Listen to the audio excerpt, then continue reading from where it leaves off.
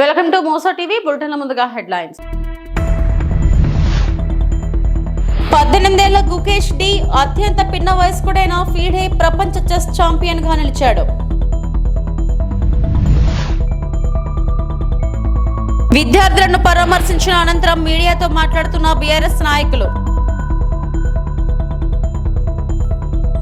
తిరుమల వెంకటేశ్వర స్వామిని దర్శించుకున్న పలువురు ప్రముఖులు.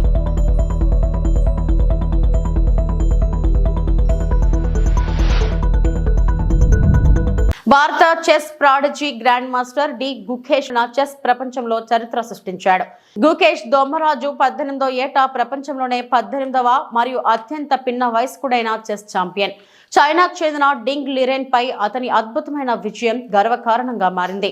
భారతదేశం మరియు ప్రపంచం చెస్ ప్రపంచ ఛాంపియన్షిప్ చివరి గేమ్లో డి గుకేష్ విజయం అసాధారణమైనది కాదు. ఫైనల్ మ్యాచ్ లో 6.5 స్కోర్ టై అయిన తర్వాత గుకేష్ అద్భుతమైన ఆట తీరును ప్రదర్శించాడు. ఇదిలా ఉండగా సింగపూర్ లో ఆయన చారిత్రాత్మక విజయం సాధించిన తర్వాత ప్రపంచం నుంచి అభినందనలు వెల్లువెత్తాయి. గ్రాండ్ మాస్టర్ గుకేష్ ను ప్రధాని నరేంద్ర మోడీ అభినందించారు మరియు అతని గెలుపు చారిత్రక మరియు ఆదర్శప్రాయమైనదని పేర్కొన్నారు. Has demonstrated the skills of a champion, the play of a champion, and the composure of a champion, and he's going to defeat a very worthy opponent. A sip of water from Ding as he begins to come to terms with the disaster that struck in this final game. What a moment, Peter. Words can't capture the significance of this moment, and there it is.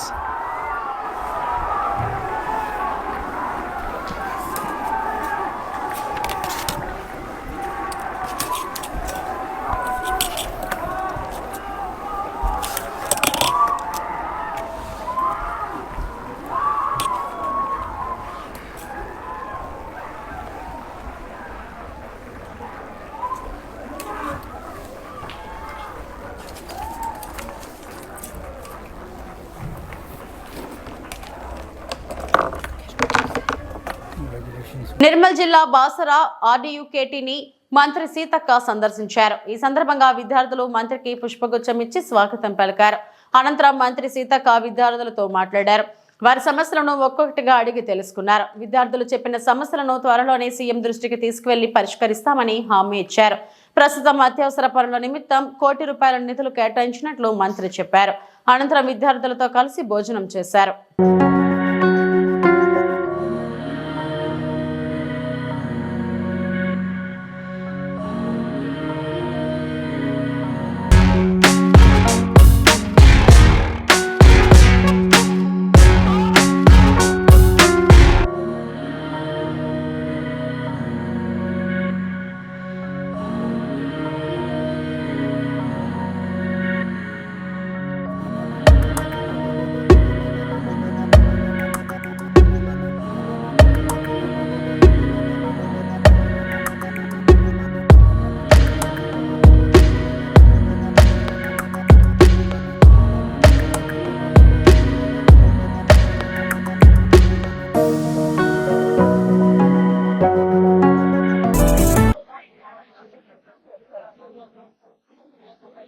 రోజు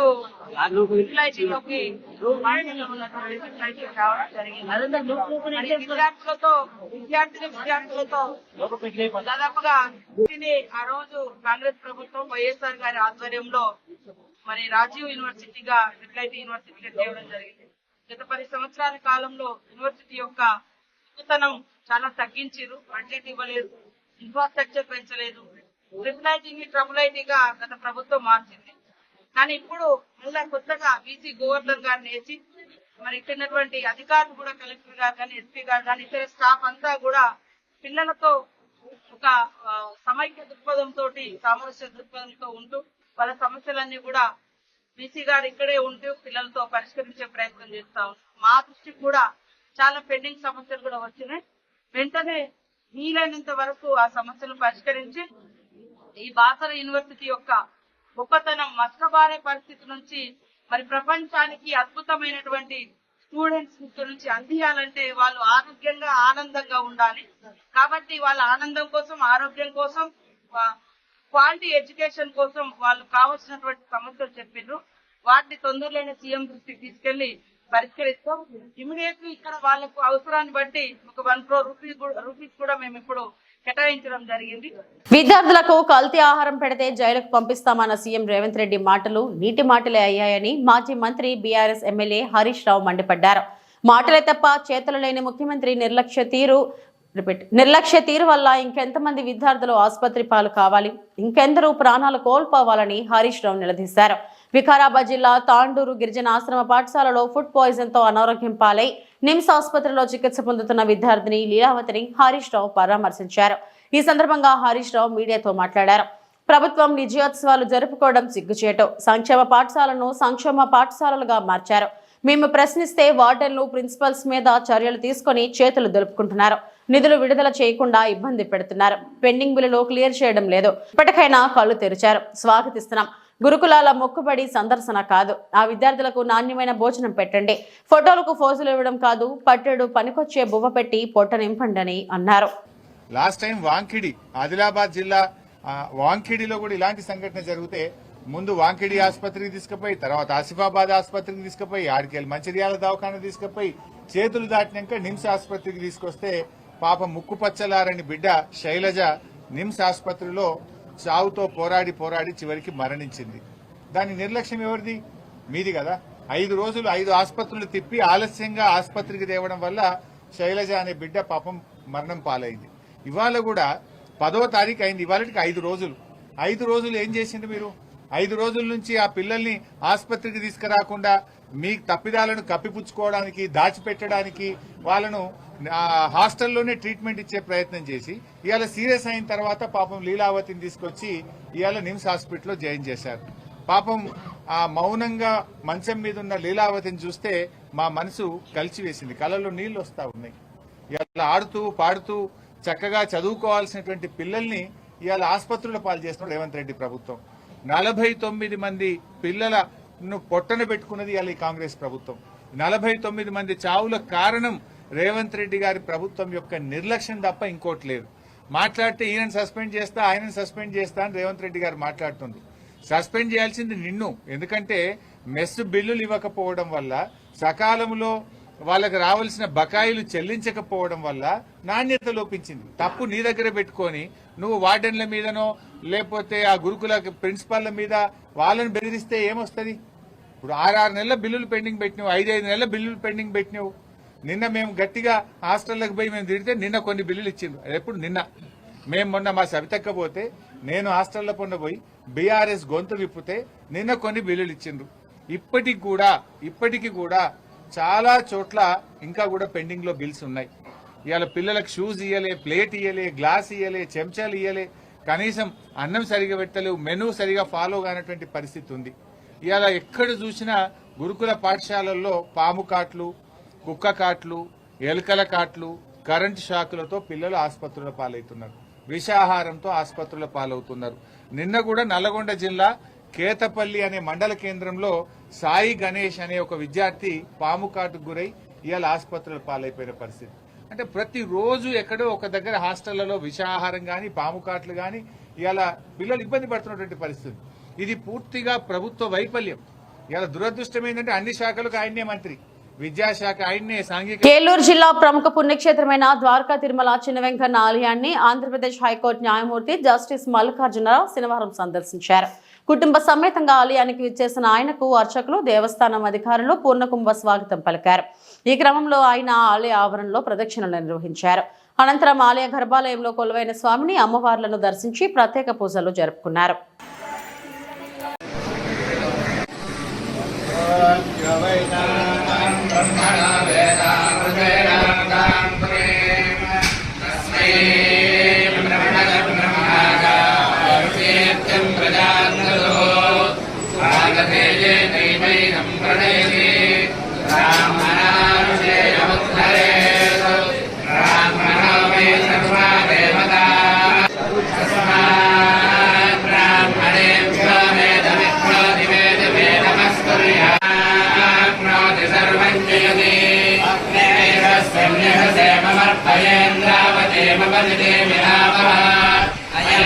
शतमिति शतं देवेर्भवायुर्मरुतयेनावर्धयन्ति शतमेनमेव शतात्मानं भवति। హైదరాబాద్ లోని Jubilee hills లో తన నివాసానికి చేరుకున్న నటుడు అల్లు అర్జున్ తన సినిమా ప్రీమియర్ షో సందర్భంగా మహిళ మరణించిన కేసులో 50,000 రూపాయల వ్యక్తిగత పూచీకత్తుపై తెలంగాణ హైకోర్టు నిన్న మధ్యంతర బెయిల్ మంజూరు చేయడంతో చంచల్గూడ సెంట్రల్ జైలు నుండి విడుదలయ్యాడు. Thank you so much. I'm genuinely touched by everybody's love from all over the country and everywhere, from all the industries, all the people, all the states. Thank you so much for all the love, and especially my fans. Thank you, Andy. Thank you. I love you, my fans. Thank you so much for your unconditional love and support. And of course, I cannot finish it without saying the thanks to the media. Thank you so much. I like to thank the entire media for all your love and support. Thank you, Ante. I just wanted to say thank you. Thank you. Okay, anything else? Okay. Do you think this is a fabricated Facebook that is you? See. Thank you. I just wanted to say. Like the emotions that you have gone through and your family has faced. ఫ్యామిలీకి ఏం చెప్తారు sir? వాళ్ళ ఫ్యామిలీకి అల్లు అర్జున్ గారు వాళ్ళ ఫ్యామిలీకి ఏం చెప్తారు? చనిపోయిన కుటుంబానికి ఏం చెప్తారు? నేను ఒకటే చెప్తానండి. Once again, we are extremely sorry for the family, and I will personally be there to support them in whatever way possible. It's purely accidental. I'm inside a cinema theater watching a film with my family, and an accident happened outside. I was inside a theater watching a movie with my family, and the accident happened outside. It's purely of no direct connection to me. It's purely accidental, purely unintentional, and my love and sympathies are genuinely there with the family, and I'll be there I'll be there to support them in whatever way possible. And I've been coming to the same theater for the last 20 years, and I've been to the same place more than 30 times, and never any accident like this happened. It is purely unfortunate accident, and we're extremely sorry for the accident that has happened, which is totally out of our control. And Telugu lo kuda Procedure every time that you have informed the police. ఇంకా I don't want to get into all the details. This is what it is, because as the case is on, I should not speak anything that will tamper the case. So I'd like to reserve my comments. Yes, of course, family కలుస్తానికి wait చేస్తున్నాం. Yes, అంతే. Thank you. అందరికీ thank you అండి. మరోసారి thank you for the media love and support. Thank you అండి. Thank you so much. నటి లావణ్య త్రిపాఠి ఆంధ్రప్రదేశ్లోని తిరుమలలో వెంకటేశ్వర స్వామిని దర్శించుకున్నారు. ఆమె ప్రార్థనలు చేయడం మరియు ఆలయ ఆచారాలలో పాల్గొంటున్న దృశ్యాలు చిత్రీకరించబడ్డాయి. ఆమె ఆధ్యాత్మిక భక్తికి ప్రసిద్ధి చెందిన లావణ్య సందర్శన ఈ ప్రసిద్ధ పుణ్యక్షేత్రంలో అభిమానులను మరియు భక్తుల దృష్టిని ఆకర్షించింది.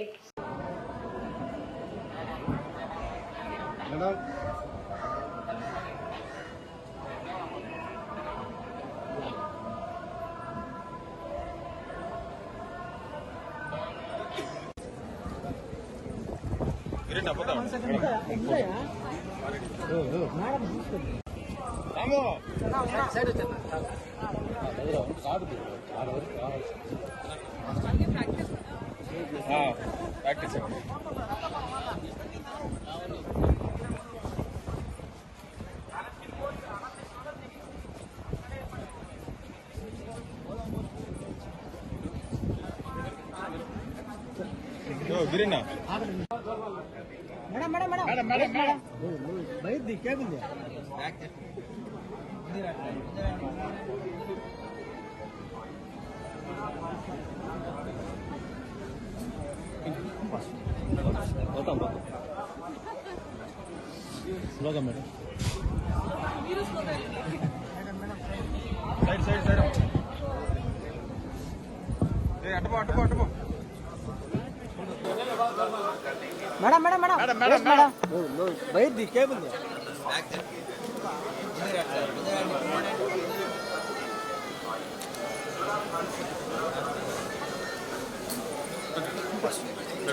పోతాం స్లోగా మేడం.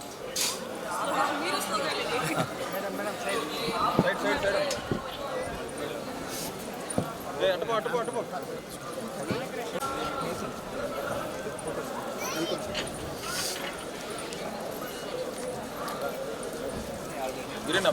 ఉందా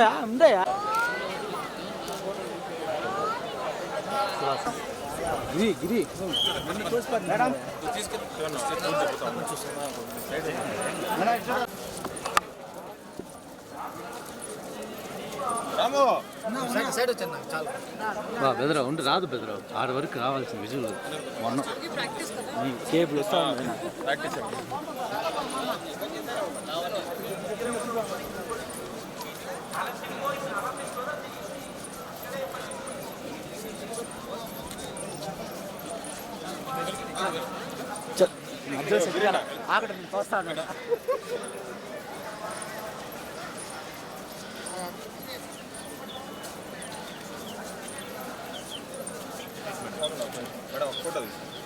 చెప్తున్నాను కదా ఫ్యామిలీ అందుకు వచ్చాను కదా కొంచెం టైట్ గా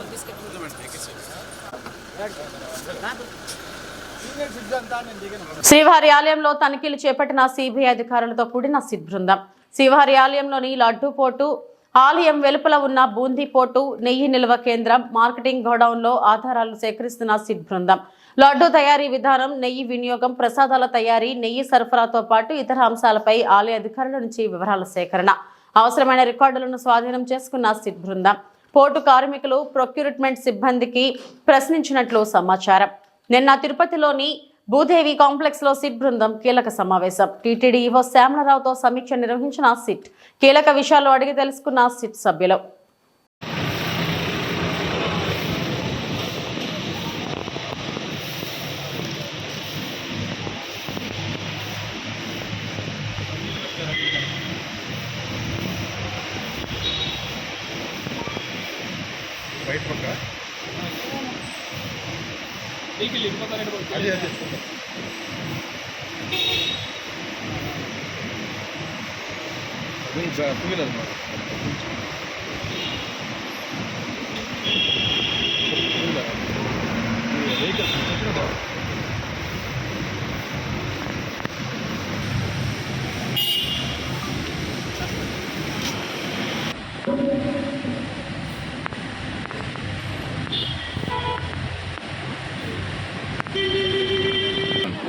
స్వామి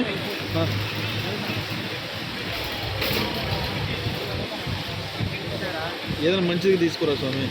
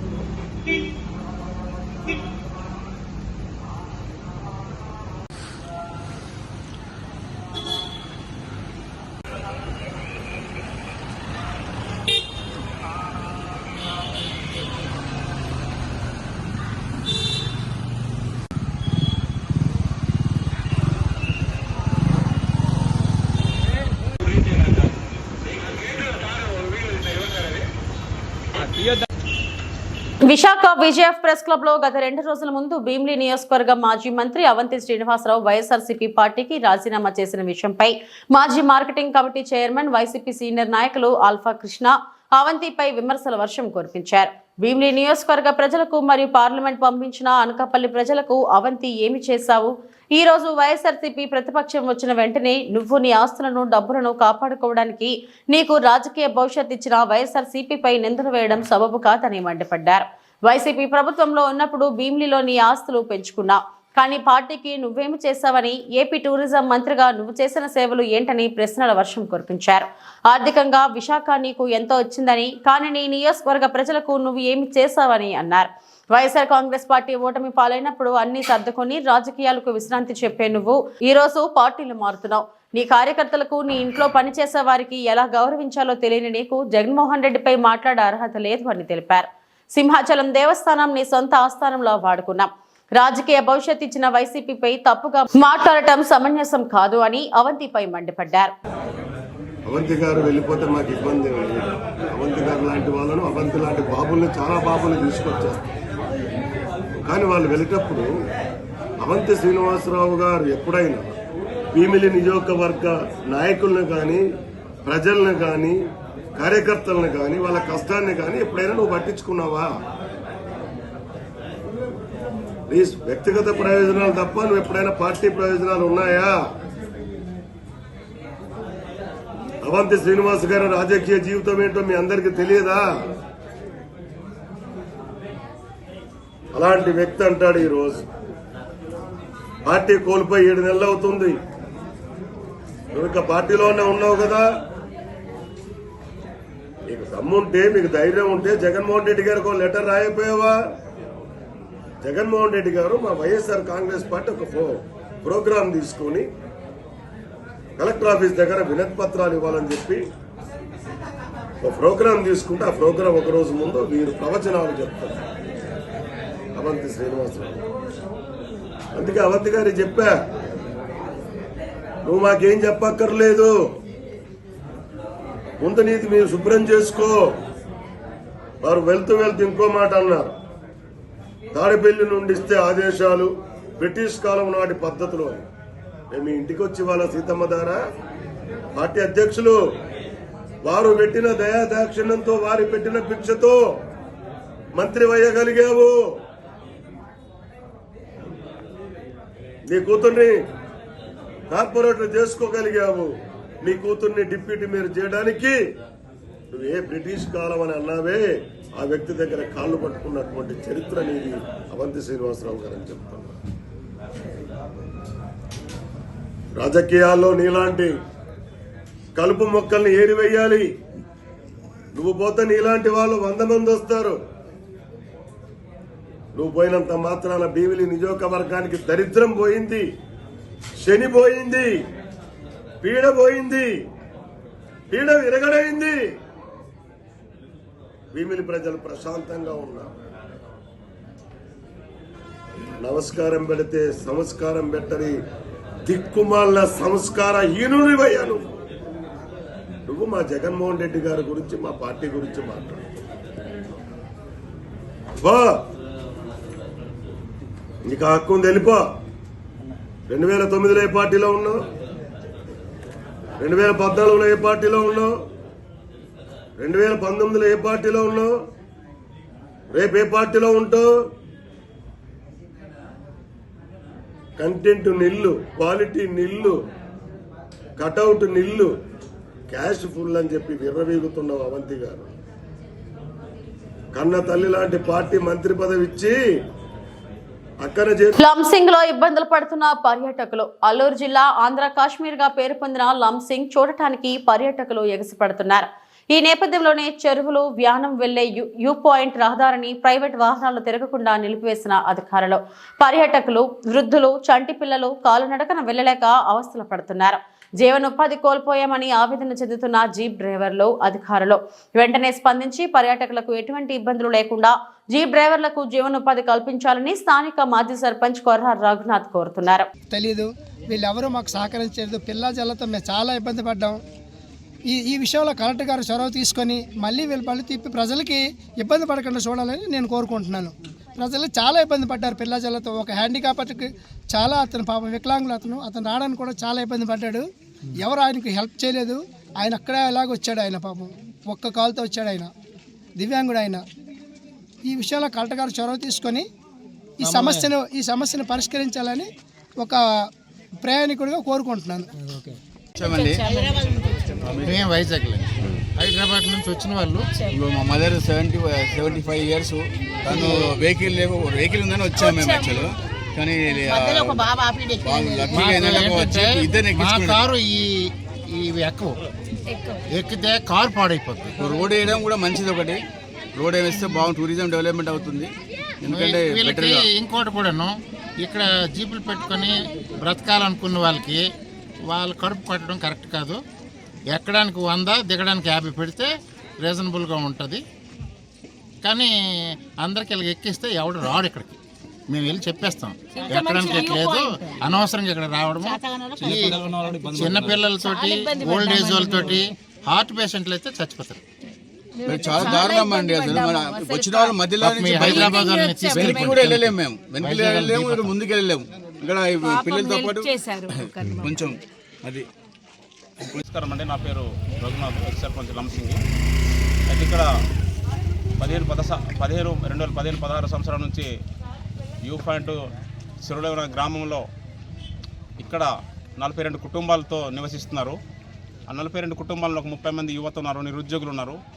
యూ పాయింట్ని అభివృద్ధి చేసుకోవాలనేటువంటి ఆలోచనతోటి పై అధికారుల దృష్టికి తెలియపరిచి ఇక్కడ ఈ యూ ఇలాగుందనేసి ఒక యూనియన్, ఒక సొసైటీ కూడా ఫామ్ చేసుకొని ఇక్కడ యువత లబ్ధి పొందుతూ ఉన్నారు. వాళ్ళతో పాటు కొంతమంది వెహికల్స్ ఉన్నటువంటి వారు డ్రైవర్లు కూడా కొద్ది గొప్ప లబ్ధి పొందుతూ ఉన్నారు. అయితే మొన్న 12వ తారీఖున వచ్చి మండల టీం అధికారులు వచ్చి మరి ఇక్కడ ఎవరికి ఏ నోటీస్ జారీ చేయకుండా, ఏమీ తెలియపరచకుండా ఇవన్నీ క్లోజ్ చేసేయాలి అనేటువంటి వాదన ఇక్కడ ఉంచడం వల్ల పర్యాటకులు చాలా ఇబ్బంది పడుతున్నారు. వాళ్ళు ఎక్కడి నుంచి, సుదూర ప్రాంతాల నుంచి, ఇతర రాష్ట్రాల నుంచి, ఇతర దేశాల నుంచి వస్తున్నారు. వాళ్ళు చాలా ఇబ్బందులు పడుతున్నారు. ఈరోజు చూసినట్టే చాలా ఇబ్బంది పడుతున్నారు. సెకండ్ సాటర్డే, రేపు సండే చాలా ఫ్లోటింగ్ ఉంటుంది కాబట్టి ఇక్కడ వెహికల్స్ లేవు, సదుపాయం ఉన్నప్పటికీ కూడా పై అధికారులు క్లోజ్ చేసేయాలనేసి అన్నారు. ఎందువల్ల అన్నారో కూడా మాకు తెలియని పరిస్థితి. పై అధికారులు దీని గురించి విచారణ చేసి అసలు ఎందుకు అన్నారనేది తెలియపరచాలనేసి నేను ఈ మీడియా ముందు తెలియపరుస్తున్నానండి. ఇది గ్రామస్తుల యొక్క ఆవేదన, ఈ యొక్క ప్రజల యొక్క ఆవేదన. పర్యాటకులు చాలా ఇబ్బంది పడుతున్నారు. వాళ్ళకి ఇబ్బంది పట్టకూడదు అనేది మా ఆలోచన. ఎందుకనంటే రేపు సండే వస్తుంది కనుక రేపు సండేలో చాలా ఫ్లోటింగ్ ఉంటుంది. అది పై అధికారుల దృష్టి ఆలోచించి వాళ్ళకి ఇబ్బంది పడకుండా ఈ వెహికల్స్ గురించి కానీ, అలాగే పర్యాటక ఇక్కడ టికెట్ కలెక్షన్ కూడా పెట్టారు, సొసైటీ కూడా ఫామ్ చేసుకొని ఇబ్బంది పెట్టకుండా చూస్తారనేసి నేను ఈ సందర్భంగా తెలియజేస్తున్నాను. ₹1 ఖర్చు లేకుండా విద్యుత్ వినియోగదారులు తమ సమస్యలను వినియోగదారుల న్యాయస్థానం ద్వారా పరిష్కరించుకోవచ్చునని ఆ సంస్థ చైర్మన్ డాక్టర్ బి సత్యనారాయణ చెప్పారు. పశ్చిమ గోదావరి జిల్లా నర్సాపురం ఈపీడీసీ ఎగ్జిక్యూటివ్ ఇంజనీర్ కార్యాలయంలో ఆయన మీడియాతో మాట్లాడుతూ వినియోగదారులు ఎదుర్కొంటున్న సమస్యల్ని పరిష్కరించాలనే లక్ష్యంతోనే ప్రతి జిల్లాలో సదస్సులు నిర్వహిస్తున్నామన్నారు. ఈపీడీసీఎల్ పరిధిలోని వినియోగదారుడు నేరుగా కానీ, ఆన్లైన్లో కానీ, పోస్ట్ ద్వారా కానీ తమకు నేరుగా ఫిర్యాదు చేయవచ్చునన్నారు. ఈ విధంగా నమోదైన కేసులని 60 రోజుల్లో పరిష్కరిస్తామన్నారు. ఇప్పటి వరకు 9 జిల్లాలో 8204 కేసులను పరిష్కరించామన్నారు. అనంతరం వినియోగదారుల నుంచి ఆయన ఫిర్యాదులు స్వీకరించారు. ఇప్పుడే స్వర్ణాంధ్ర డిగ్రీ కాలేజీ, ఇంజనీరింగ్ కాలేజీలోకి వెళ్ళి ఆ స్టూడెంట్స్ని అడ్రస్ చేస్తూ ఒక అవగాహన సదస్సు అనేది పెట్టడం జరిగింది. మేము ఇక్కడికి ముఖ్యంగా రావడం ఉద్దేశం ఏంటంటే, మేము ఉండేటువంటి మా యొక్క కార్యాలయం సీతంధార విశాఖపట్నంలో ఉంటుంది. క్యాంప్ కోర్ట్స్ అనేటువంటి కండక్ట్ చేసి కన్జ్యూమర్స్ ఎవరైతే ఉన్నారో వాళ్ళందరి దగ్గర నుంచి ఏదైనా ఫిర్యాదులు వస్తాయేమో తీసుకుని, ఏదైనా అర్జెంట్ సమస్యలు ఉంటే ఇక్కడికి పరిష్కారం చేసి ఆర్డర్స్ ఇవ్వాలనే ఉద్దేశంతో ఈ చుట్టుపక్కల ఉన్నటువంటి గ్రామ ప్రజలందరూ కూడా ఈ యొక్క అవగాహన కల్పించాలనే ఉద్దేశంతో ఇక్కడ రావడం జరిగింది. ముఖ్యంగా ఎవరికైనా ఏదైనా ప్రాబ్లం వచ్చినప్పుడు కరెంట్ డిపార్ట్మెంట్ వాళ్ళ యొక్క సర్వీసెస్ లోపాలు ఏదైనా జరిగినట్టయితే చాలా మందికి ఎవరి దగ్గర కలవాలి, ఏం చేయాలి, వాళ్ళకి తెలిసింది ఏంటంటే లైన్ మెన్ గారో, లైన్ ఇన్స్పెక్టర్ గారో వాళ్ళకి తెలుస్తారు, వాళ్ళకే ఫోన్ చేస్తుంటారు ఎక్కువగా. కానీ వాళ్ళ పై స్థాయిలో అసిస్టెంట్ ఇంజనీర్స్ ఉంటారు, డిప్యూటీ ఎగ్జిక్యూటివ్ ఇంజనీర్స్ ఉంటారు, ఎగ్జిక్యూటివ్ ఇంజనీర్స్ ఉంటారు, తర్వాత సూపరింటెండెంట్ ఇంజనీర్ ఉంటారు, ఆ పైన చీఫ్ జనరల్ మేనేజర్ ఉంటారు, ఆ పైన సిఎండి గారు ఉంటారు, ఇంతమంది ఉంటారు. సో వీళ్ళు ఎవరి దగ్గరికి వెళ్లకుండా కింద ఉన్నటువంటి లైన్ మ్యాన్, లైన్ ఇన్స్పెక్టర్ దగ్గరే తిరిగి విసిగిపోయి చాలా ఇబ్బంది పడుతున్నామండి, మా సమస్య పరిష్కారం కాలేదు అనేటువంటి పరిస్థితులు మేము చూస్తూ ఉన్నాం. సో అలాంటి పరిస్థితులు వచ్చినప్పుడు ఎక్కడికి వెళ్ళాలి, ఏం చేయాలి అనేటువంటి దాన్ని, ఈ యొక్క సమస్యను ఎలా పరిష్కారం చేసుకోవాలని తెలియదు కాబట్టి వాళ్ళకి అందరికి కూడా అవగాహన కల్పించిన ఉద్దేశంతో మేము క్యాంప్ కోర్ట్స్ పెట్టి అవగాహన సదస్సులను కూడా కండక్ట్ చేస్తున్నాం.